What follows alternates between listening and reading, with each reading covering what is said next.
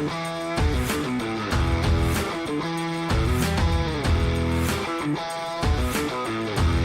up, guys? Welcome back to the Jenks Island podcast, the only NFL podcast where you get your takes from a washed-up Division III cornerback. I'm your host, Grayson Jenkins, and today I'll be here with Ty McGee. We're going to be breaking down the wild card weekend, or super wild card weekend, they call it now, because they put a random little Monday night football game in there for no reason at all. But anyways, before we get into those picks, I want to shout out our group, our weekly Pick'em group leader for winning the Pick'em group, and he's going to be getting a jersey. My cousin's Micro Penix, Paul. He just killed all of us this whole year. I mean, 192 wins, 8 wins above the next closest person. And I talked to him, and he's a Falcons fan, so that kind of killed me a little bit in my heart. But I'll be buying him a jersey, shipping it out to him, and he wanted a Caden Ellis jersey. So shout out to that Caden Ellis, former Saint, so I can tolerate that a little bit. Hammer came in first out of us three. He was at 183 wins. Ty came in second of our group at 179 wins, and I came in third at 176 wins. The last couple weeks, I started falling off there a little bit, believing too much in the Steelers, putting a little bit too much hope in Russ. Ty had a solid few weeks, came back from like 4 wins down from underneath me the last few weeks, so shout out to you, Ty, as well.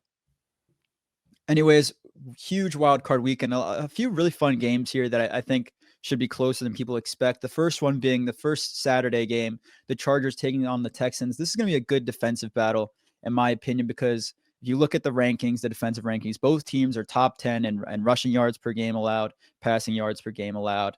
And the Texans, their offense, CJ Stroud, right? His offensive line has kind of stunk this year. That's visual. Like, we could see that impact him week in, week out. The Chargers on the other side, their offensive line is doing all right. I think they're like 14th in sacks allowed, and Justin Herbert is kind of balling in. He has like 3 picks, 20 touchdowns. So I think it's up to whichever quarterback plays the cleanest game will end up winning this game. And in this one, I think it's going to be Justin Herbert. And I'm going to go with Justin Herbert to pick to win this game, because I think Quentin Johnson kind of came alive last week. And if you continue that this week, and then you got obviously Slim Shady and Lad McConkey down there balling out. So we'll see what he could do this week too. And J.K. Dobbins as well, just continuing to run the rock. Ty, who do you got in this one? Yeah, I honestly don't have any faith in the Texans in this one, unfortunately. I think they're the weakest team in the playoffs on both sides of the bracket, AFC and NFC.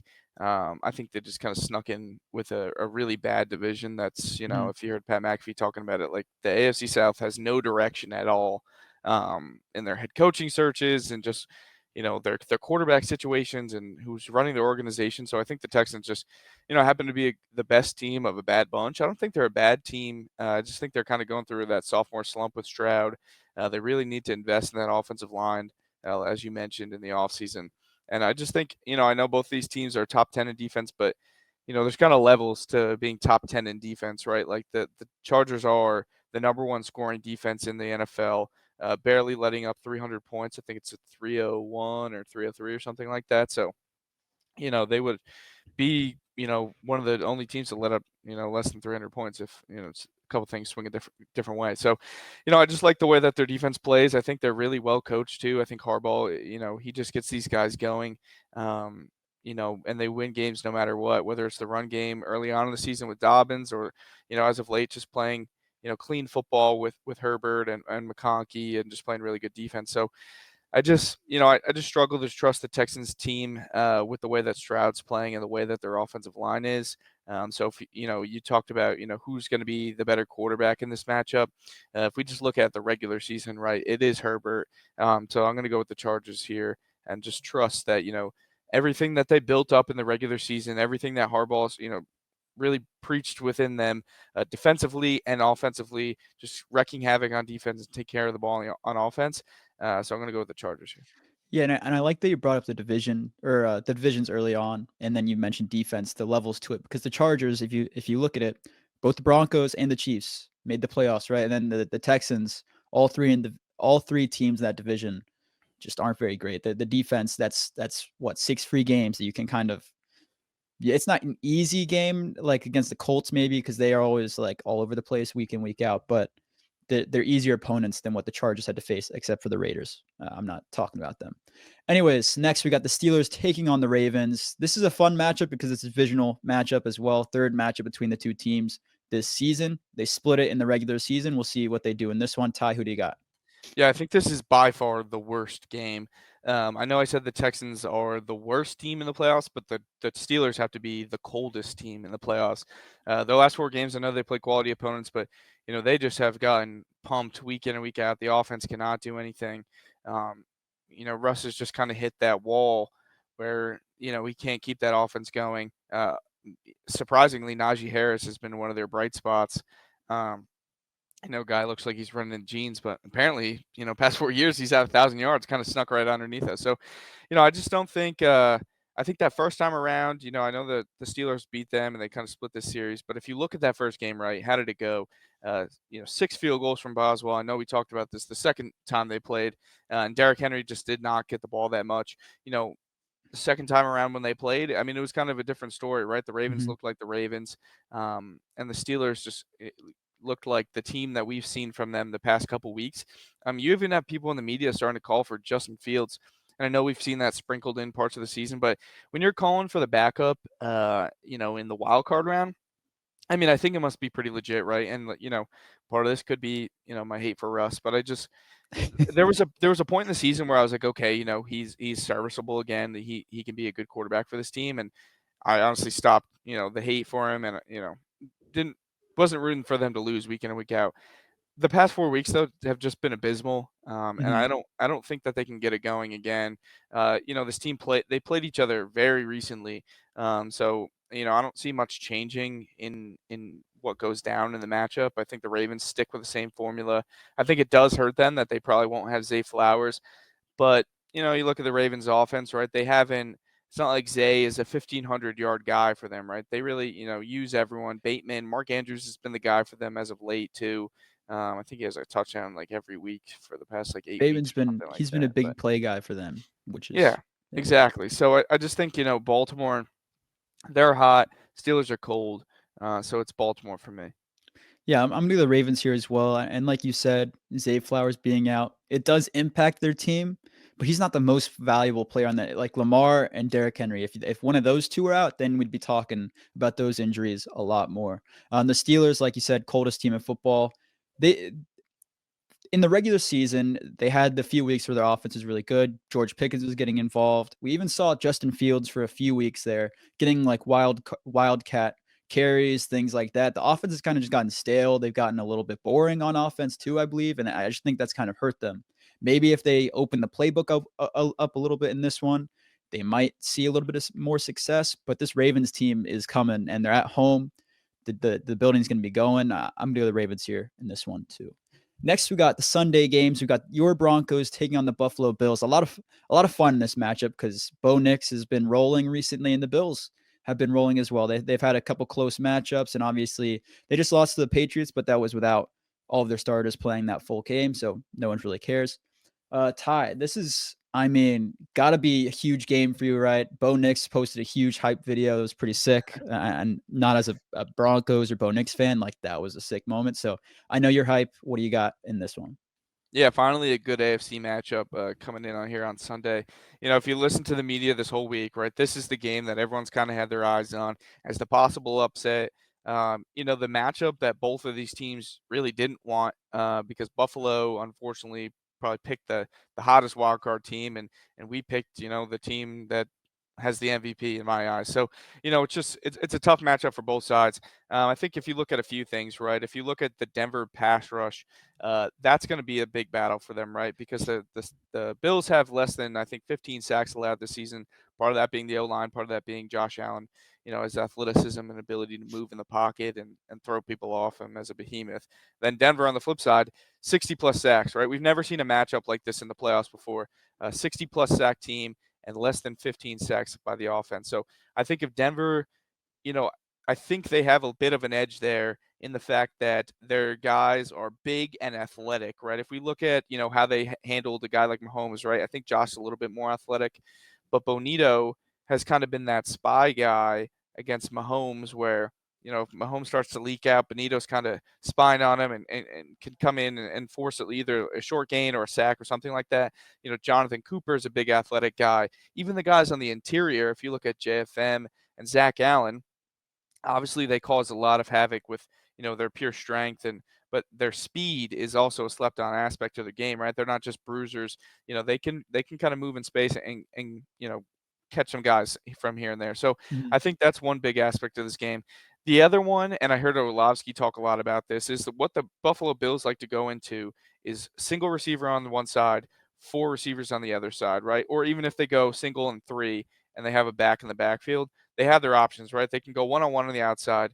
They can go with a quick screen into the either diamond or the trips or whatever, or they can run it if they have the back in the RPO, or Josh could run it, right?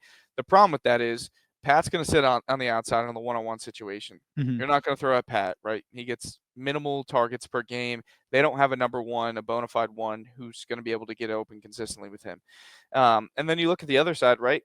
If you're going to try to go screen game and quick game and stuff like that, Riley Moss is a great tackler. Brandon Jones is a physical guy. PJ Locke is a physical guy, right? So you've got a lot of physical DBs. Even Jaquan McMillan, for a small guy, he really gets in there. We've seen him, in games against like the Chiefs, the first time around, force a lot of tackles, in the backfield, stuff like that, right? So I think what the Bills like to do a lot of and what they're really good at matches up well with Denver's defense. Now, obviously, they still have Josh Allen, right? He's a problem. He's, it caused havoc for teams all year long. But I just think if you look at the matchup on paper and the skill, Denver's defense matches up well. On the flip side, right, you look at the Broncos offense. Bo has, played really well as of late, really taking care of the ball.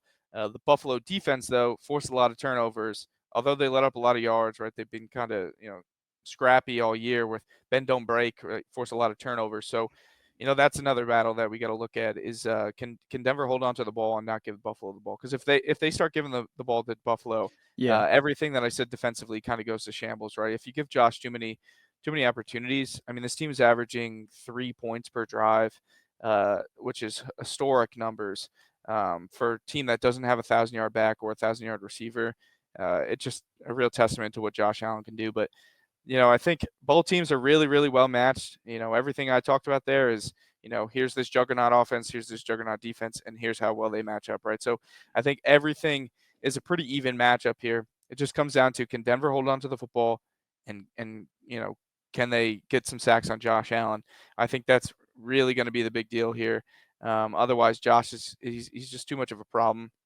I really look back to what we did last year too against this Buffalo team with a bit of a worse team in Mhm. Buffalo, and pulled out a win. Granted, there was some craziness in there. I think it was the lowest probable catch ever by Cortland Sutton, and the field goal that they had the 12 men on the field, and then we kicked the next field goal and win it, and all that stuff, right? But that was a way worse Denver team than we're looking at now, right? Defensively, I mean, that's the team that let up 70.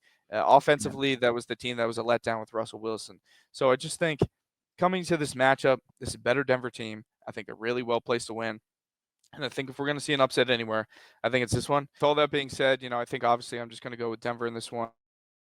I believe in this team. I pick them week in and week out. So now's not the time for me to fade them. So I'm going Denver in this one. Yeah, I like everything that you brought up because, like you said, this Denver defense matches up extremely well with the Bills. And the Bills, they really need a receiver to step up this week. Like you said, there's no number one, but they need Khalil Shakir, a guy that did really well in the first couple weeks of the playoffs last year, to step up again. And I think if Josh Allen, like you said, if he gets the ball a couple extra times with a turnover here, a turnover there, that can turn into a lot of extra points for the Bills, and that's something the Broncos want to avoid. Um, I'm going to pick the Bills here. It's a home game. The weather is a little bit colder. It might be snowing in this one too. It's supposed to snow like the whole week in Buffalo or in Orchard Park.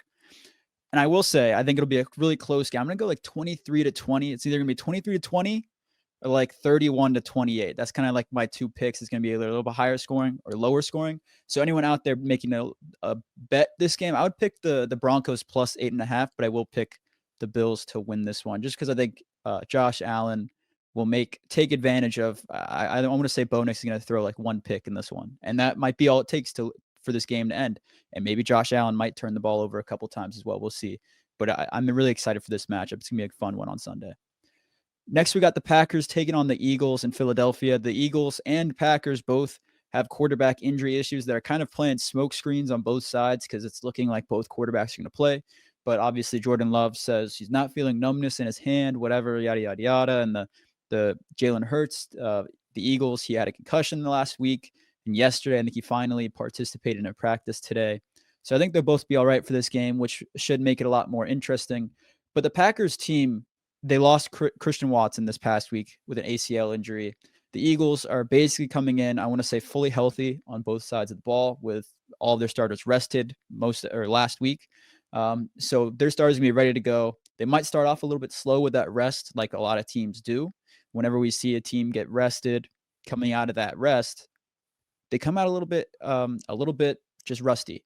And we might see that, but the Packers on the other side of the ball, Watson is a big loss. Without Watson, their scoring goes down. Josh Jacobs obviously is looking to still run the ball. Still, that's what they do on offense now. They lost to the Bears last week, and does that mean that they're going to be pissed off coming in this one too? Things like that. So the Packers, it's an interesting game because the Packers are coming in this one a little bit cold. Jordan Love coming out of an injury, coming out without Christian Watson. The Eagles fully healthy, things like that. I'm going to go with the Eagles at home in this one. Sorry, Hammer. I believe in the Packers. I think they could pull out a upset, but I just got to go with the Eagles. They're really hot. Saquon Barkley's playing at MVP level, and all the weapons are healthy. So I'm going to go with the Eagles. Ty, who do you got? Yeah, I mean, so much of this game does really depend on what you said. The quarterback injuries. The issue with me is Hurts with this concussion protocol stuff. I just don't know if he'll be able to get out of it by Sunday. They kind of do benefit by not having to play the Saturday game, but it's just concerning, right? And even if he does play, he hasn't played in a couple weeks. He's probably more at risk of another concussion. Knock on wood, he doesn't, right? Don't wish injury on anyone, but I just think this Green Bay team is less affected by injury. I think, not losing Watson, sure, that hurts a little bit, but you got to look around that room, right? They haven't had a guy who's the number one. They got Reed, they got Wicks, they got guys, and they've really relied on the run game with Jacobs. Now, granted, Philly's defense is really, really good, and they match up well against this offense. But early on in the season, right? These two teams played week one, kicked off the NFL season, right? Close game, and I think we'll probably see another close game here. But I like Green Bay a lot. I think if Jalen Hurts doesn't play, I think it's pretty easy for Green Bay. But I just think they're sneaky, right? They've kind of gone through this NFC North gauntlet. If they didn't have to play a 14-3 team and a 15-2 team 4 times in the season, they might not be the 7th seed, right? They might be the 6-5. They might be the division winner. Lord knows. So you look around. That's a tough division. Even the Bears, right? I mean, they're sneaky. The game last week, they had Malik Willis in for a lot of the game and stuff like that. So, toss it up to that, right? But the Bears, they're a tough opponent, right? They're very talented. We talked about them. They've been the letdown, but it's more so been because of coaching. And I mean, even if you look at, statistically, Caleb Williams in this latter half of the season, right? He really balled out, took care of the football, played well. So I don't really, look at that game and start to get really concerned about this team in Green Bay. I think this entire NFC North team, I think they might be the 1, 2, and 3 best teams in the NFC. I just think it's that gauntlet that you have to go through, and it's a shame that they had to play them 4 times. So I'm going to go with Green Bay here. Shout out Hammer on this one. But I like what they got, and I just, Jalen Hurts is a huge question mark for me. So Green Bay it is. Yeah, I don't mind it. If Jalen Hurts is out, I'll agree with you. I'm going to go Green Bay. If Jordan Love's out, I'm definitely going to stick with my Eagles pick. So it definitely it depends on the injuries coming into that. We'll see how that plays out this weekend. Next, we got the Commies taking on the Buccaneers in Tampa Bay. This game's kind of this is a fun one. It's a rematch from an early matchup in the season. The Buccaneers with Baker Mayfield, they came out. They came from like I want to say it was like a 2 or 3 game deficit in the NFC South, won the division. Obviously, I kind of picked that going into the end of the year. I was like the Buccaneers when Mike Evans comes back, they're the best team in the division. The Commies on the other side, Jayden Daniels is really playing lights out for them. A couple game-winning drives to end the season, and then last week kind of stunk it up against the Cowboys before he got taken out of the game to rest, whatever. But so that was a little bit of a red flag going into this one. But I want to hear what you thought. Your thoughts are, Ty. Who do you got? Yeah, I mean, obviously a matchup earlier on in the season where Tampa you took that one, but I think since that point, we've really seen tale of 2 different stories for these 2 teams, right? I think Commanders have really been on the up. I think Jaden just continues to get more comfortable in that fast-paced, no-huddle offense.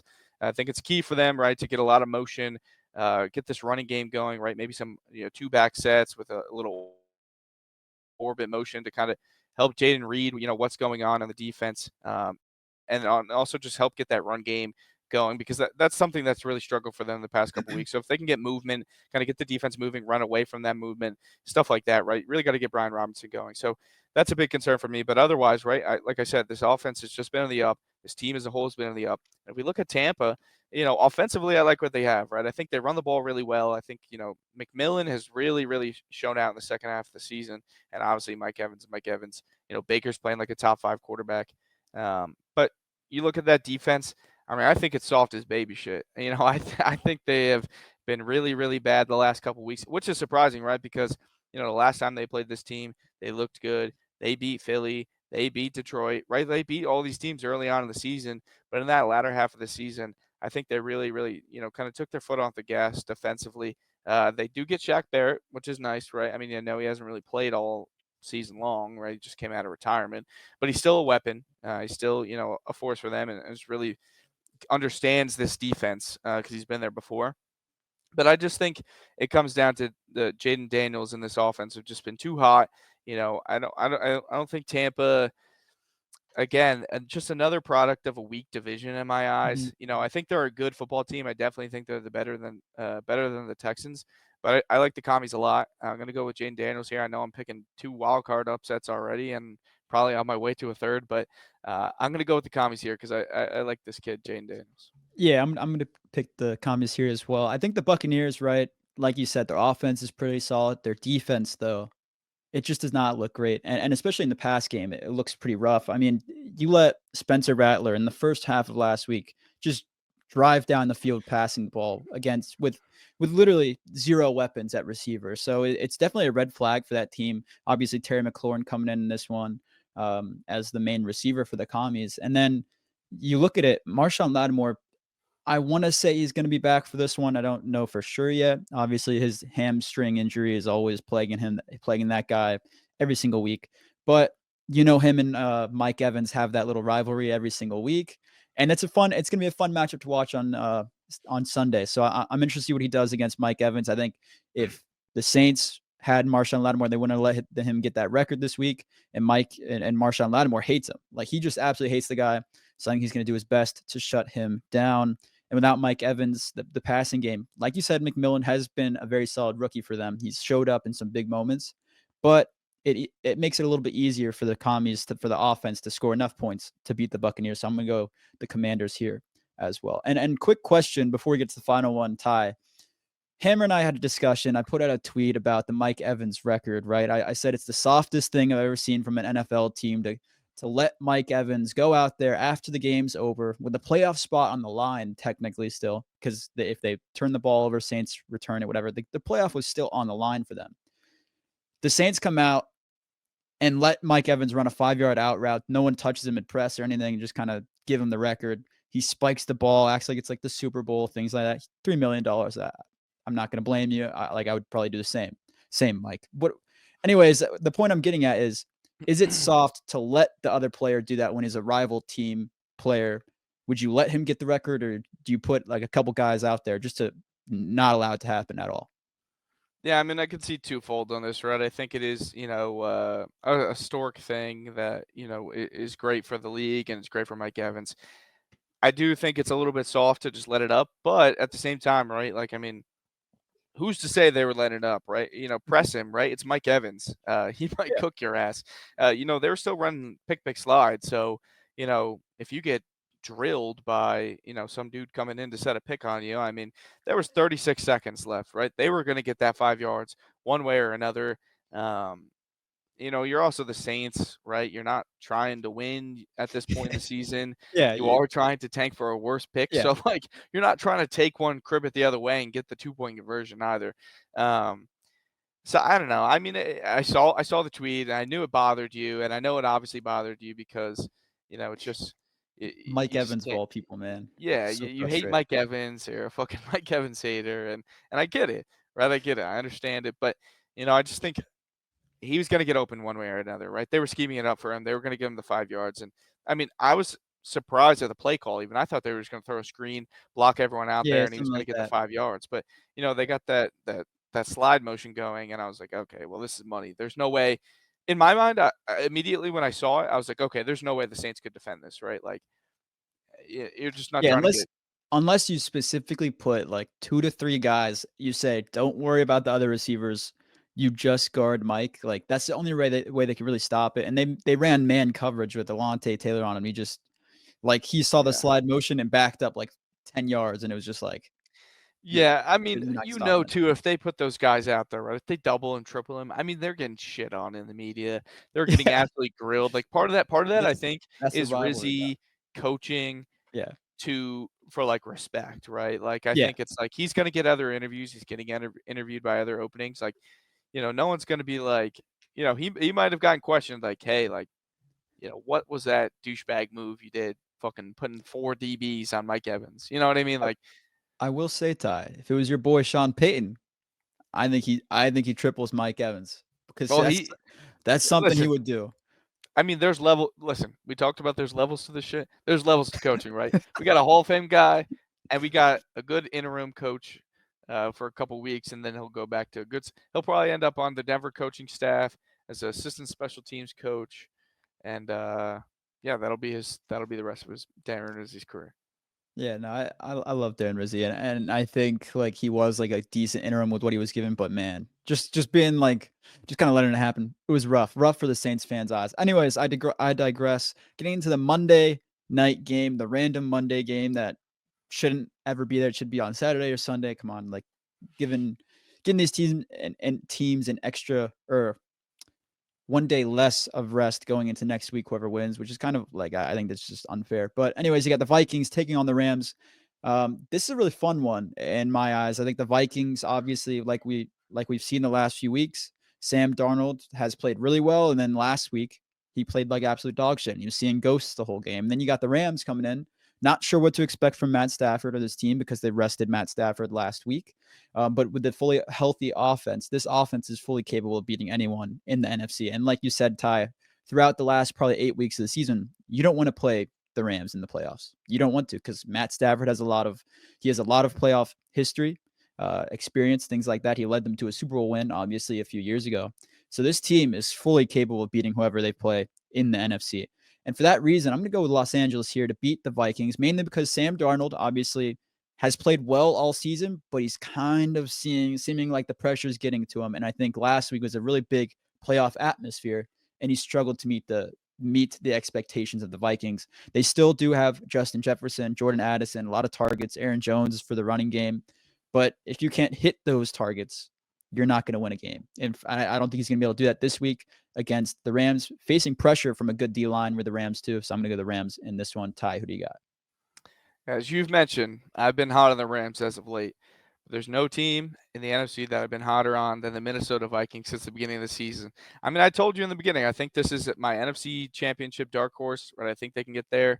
And Brian Flores, this is a dangerous, dangerous defense you don't want to play. I know last week's game, right? But that's Detroit, and I'm the Rams don't have anyone that played against Justin Jefferson in high school, so there's nothing that right. And Meek Robinson, had him in clamps. I don't think there's anyone that can even touch Justin Jefferson on this football team. I know the Rams defense has been sneaky at times, and they have a pretty good young pass rush and stuff like that, and some young safeties and Kinchins and some of those other guys. But I just don't think. Last week was I think it was a bit of a fluke, right? I mean, we haven't seen Minnesota play that poorly really all season long. Yeah. Anytime Darnold has played poorly too, right? The media gets on him and they say, "Oh, Darnold's back to his old ways and whatever," and then he's bounced back and he's played lights out. And I mean, this guy's top 5 in the MVP race too, right? I mean, let's not forget that the numbers that he's putting up are ridiculous. I believe in the Rams. I just think they drew the wrong team at the wrong time. Mhm. I just think if they had played any of these other wild card teams, right, I would have taken the Rams. But not Minnesota, right? They have also gone through that NFC North gauntlet, and Detroit's been the one that got their number, and that's fine, right? Detroit's probably going to go to the Super Bowl anyways. Uh, I I think this is the game that Minnesota really has their coming out party in the playoffs. They dominate, right? Every time they've kind of gotten to the playoffs, as a hot team, think back at Kirk Cousins against the Giants, right? They lost that wild card game, right? Like they just never could get over that hump. I think this Mhm. is the time they get over that playoff hump. I think if the way the other things fall, my predictions, if we go Green Bay, Washington, Minnesota, then Minnesota gets Commanders next week, or even if Philly wins and the Commies win, right? I think this is the path for Minnesota to get to that NFC Championship game, rematch against Detroit, and we'll see from there. I mean, I think anytime you get a divisional matchup in a playoff game, like we talked about, in some of the above games with Baltimore and Steelers, it could be a good game, right? It's a divisional matchup. You play hard every single week, especially against those teams. I think if Minnesota can win this game, get to the NFC Championship game, right? That is, Kinda the way anything you goes want against to. Detroit. Yeah, I Yeah. think that's the path for them. So, I've been hot on this team all season long. I've been hot on Darnold. I've been hot on Flores. Uh, so I'm gonna stick with the Minnesota Vikings to take this one. Interesting. Yeah, no, I don't mind it. I think obviously if Justin Jefferson can get more involved in this one, I mean, zero receptions in the second half is killer. I lost. This could be a little bit of bias too because I lost $100 because Justin Jefferson was the last touchdown score I needed in a 5 for $100 bet, and he airmailed or missed him like 2 to 3 times in the end zone, and that could be a little bit of an impact, but I just think Sam Darnold, the pressure is getting to him, and I think you can kind of see it. And maybe last week was a fluke, and this week will be the teller. Primetime football, all eyes on you. What can you do, Sam Darnold? We will see, and I think it's gonna be a really fun matchup to watch, especially in LA when the Vikings fans could take over because, like we said, the Rams like they're not a big or is it in LA? Yeah, it's in LA. Yeah, So in LA, yeah. home field advantage really isn't a thing at SoFi Field. We'll see if the Vikings fans can take it over, maybe get some skull chants going. We'll Yeah. see. I have a question for you, actually. Yeah. So, I think it was Amon or St. Brown recently talked about this. Maybe it wasn't Amon or someone was talking. I think it was Amon actually. Reseeding the playoffs so that the four division champs get an auto bid, right? But then the top four seeds are the four highest, ranked or teams with the best record. So in this case, Minnesota would be the 2 seed, Philly would be the 3, and then the 4, I guess, would be probably Tampa. I think has the fourth best record. So really, just like rewarding teams for winning. Just because you had a tough division like a Minnesota, like a Green Bay, right? You could still win a shit ton of games and get the home game, which I think is, in my mind, right? I think that's how this should go, and I think that's how college football should go. I think, the Yeah. conference winners should get in, but the highest ranked teams should get that bye in college football. That's my eyes. I don't know. What do you think about it? I see. I agree with like a bye week possibly, and I think that that's the interesting thing with this kind of like discussion, because some years your division could be absolutely terrible, right? And you could win a division with ease. Then the next year the division's really tough, and I think that's where this conversation gets kind of interesting. Is because when the divisions are really good and there's 3 teams there, like that's when the argument comes up. If it goes as expected and there's one team that is like the surefire winner, everyone else kind of sucks, it doesn't really come up. And I think that's sort of why people leave it and why this rule has stayed is because people feel like it's balanced. Because some week you just kind of get the luck of the draw, some years you don't. And then on the other side, I do think it's unfair that the Vikings are the 5th seed and they have to play away just because they lost to the Lions. Like that, I think that's an unfair standard to keep. And I would be interested to see if the owners brought it up as a rule change going to the owners' meetings in the offseason, if they vote on it and we see like who's kind of for it, who's against it, what are like the numbers like there? Because I think it's definitely something the owners could support. But personally, I think I like it the way it is. But I think that's because of what I said. It's just kind of it's purely chance sometimes because years sometimes like your division's gonna suck. Like the NFC East could be absolutely trash, and then sometimes it could be really good. The NFC North, like there's a few years where they're just everyone except for the winner, they all suck, and that's kind of what I predicted this year for the NFC North. Was that the Packers were gonna be like second, but they were gonna be below the Lions by a good amount, and then the Vikings. I didn't expect the Vikings to be this. Yeah. So it's definitely a conversation to have. What do you think? Do you want to change it? You said you want to change it, right? Yeah, I'm for it because I think more often than not, right, that first wild card team is better than that last division winner. I Mhm. mean, look on both sides of this, right? And you look at the NFC. I mean, your first wild card is your second best team in the NFC. On the flip side, right, I think the top 3 division winners. They got it right there, but I just don't think I think Houston's worse than every single wild card team on the other side. So, yeah, I'm for it, right? I think it rewards you for winning your division still because you get in the playoffs, but it also rewards you for beating literally every other team, right? Because you could Mhm. have a good division, or excuse me, a bad division, right? And that's 6 games that could be easy cakewalks, right? But then you go 10-7, and that's not great, right? You have 6 free wins, and you can only get 4 more. You're 4-7 against Mhm. non-division teams. So, I just look. I don't think I don't think teams with a bad division necessarily have that advantage either. Right? Like if that was the case, I mean, we wouldn't be having this conversation, right? Like Houston and some of these other teams, right? Like they would be have way better records, and it'd be a cakewalk, and we wouldn't even need to talk about oh, is Yeah. the wild card team better than the 4 or whatever. So I'm for it Now, for something I would be interested in is maybe like going into like the starting week 1 in the playoffs, like it's the same, keep it.